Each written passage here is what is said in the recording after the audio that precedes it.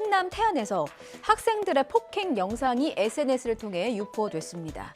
15살 A양이 자신보다 1살 어린 다른 중학생을 보시는 것처럼 발로 걷어차는 등 폭행하는 영상입니다. 지난달 30일 충남 태안에 있는 한 주차장에서 일어난 일이라고 하네요.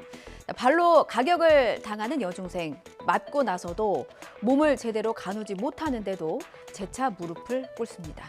지켜보는 또래들도 말리지 않고 오히려 웃으며 폭행을 방관하는 모습인데요. 영상에는 피해 학생이 코뼈 골절, 안화 골절이라는 중상을 입었다고 적혀 있지만 경찰은 피해 학생의 부상이 그 정도로 심각하지는 않다고 밝혔습니다. 두 중학생은 동네 선후배로 한때 태안에서 함께 어울려 놀던 무리였다고 합니다. 어떤 사연이든 폭력은 정당화될 수 없습니다. 경찰은 피해 학생과 현장에 있었던 다른 학생들을 대상으로 정확한 경위를 조사할 방침입니다. 여러분, 배달 음식 시킬 때 별점이나 리뷰 참고하는 분들 많으시죠? 저도 그렇습니다. 소비자 습성이 이렇다 보니까 자영업자 입장에서는 리뷰에 웃고 웁니다. 솔직한 리뷰를 가장한 악성 의도가 많이 보이는 그 일부 리뷰에 속아래를 하기 십상이라고 해요. 아마 최근 경기도 양주 일대 자영업자들께서도 비슷한 일을 겪으셨을 겁니다. 배달 음식에 파리가 나왔다면서 환불을 요구하는 사례가 잇따랐거든요. 물론 사실이라면 응당 진심 어린 사과와 환불 같은 보상이 주어져야 하죠.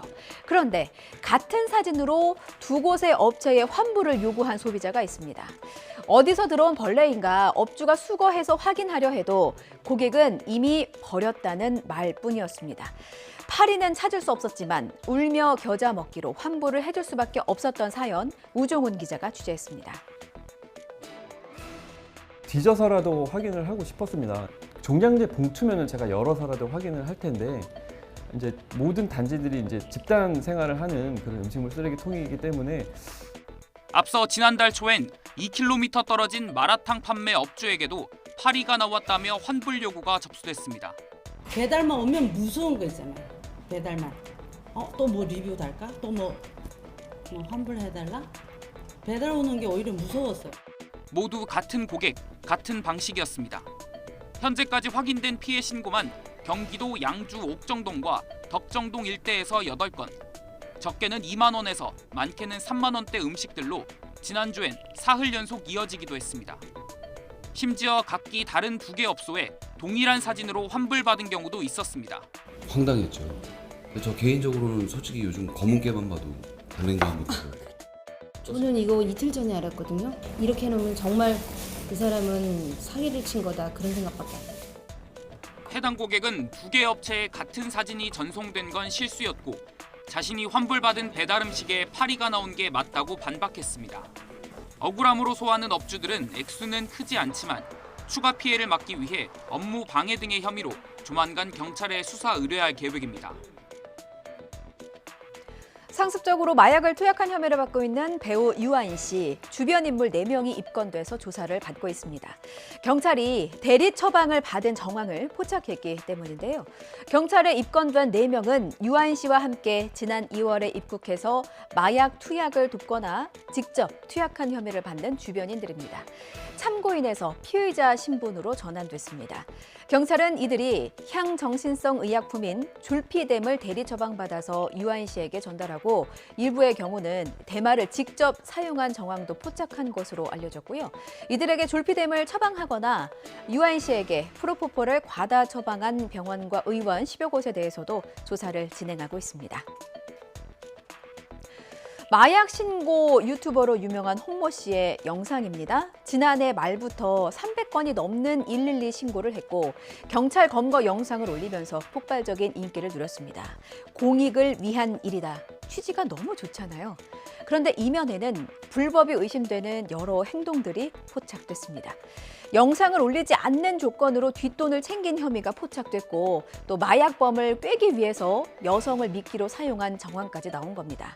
마약사범 검거를 선의로 돕겠다고 나선 여성에게 몸 사진까지 요구했다고 하는데 이분의 증언 한번 들어보시죠. 박정현 기자입니다. 채널을 시청하던 30대 여성 A씨에게 지난 3월 부탁을 하나 합니다. 함께 마약을 투약하고 성관계할 남성을 찾는다는 글을 SNS에 올려서 마약범을 유인한다며 이때 마약범과 연락을 주고받을 여성 조력자가 돼달라는 것이었습니다. 여자가 필요한 이유가 이제 마약사범들이랑 텔레그램으로 대화를 하면 전화 통화를 하거나 너가 여자인 걸 증명해라 라고 이제 사진을 요구하거나. 범죄자를 잡는 일이라고 생각한 A씨는 특별한 보상 없이 제안을 수락했고 홍 씨와 이른바 조력자들이 모여있는 단체 채팅방에 들어갔습니다. 이후 한 달 가까이 홍 씨의 지시에 따라 남성 마약범들에게 접근하고 이들을 현장으로 끌어냈는데 수사기관이라면 위법 소지가 있는 일종의 함정 수사를 벌인 셈입니다. 유튜버 홍 씨와 다른 조력자들이 인터넷에 올라온 여성 사진을 임의로 가져와 도용하라고 지시하고 마약범에게 보낼 몸 사진을 직접 찍어 보내라고 요구한 겁니다.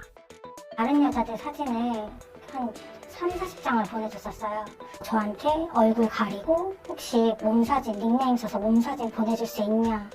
A씨는 자신과 같은 일을 겪은 여성이 채팅방에 최소 3명 있었다고 증언합니다. 입장을 듣기 위해 연락을 시도했지만 홍 씨는 아무런 답도 하지 않았습니다. 경남 창원시로 가봅니다. 미군 부지 안에서 사격장 개선 공사가 진행되고 있습니다. 나무 베고 땅 다지고 공사가 꽤 큽니다. 그런데도 깜깜이 공사였어요. 지자체인 창원시조차도 공사 사실을 몰랐다는 겁니다. 인근에는 쇼핑몰도 있고 아파트도 있고 공장도 있습니다. 주민들은 도심 한복판에서 사격장 공사가 진행된다는 사실에 황당하다 이런 입장을 밝혔습니다. 박종혁 기자가 취재했습니다. 경남 창원의 도심에 있는 한 야산입니다. 미군이 지난 1972년 우리 정부에게 공여받아 사용하고 있는 곳입니다. 최근 이 야산 중턱에 나무를 베는 등 공사가 진행되고 있습니다. 소음이 제일 큰 것 같은데 유탄 때문에 차량이나 인명이나 이런 피해도 좀 우려되고요. 사실 시내 한복판에 있는 거지 않습니까? 시민 전체에 좀 악영향을 끼칠 것 같습니다.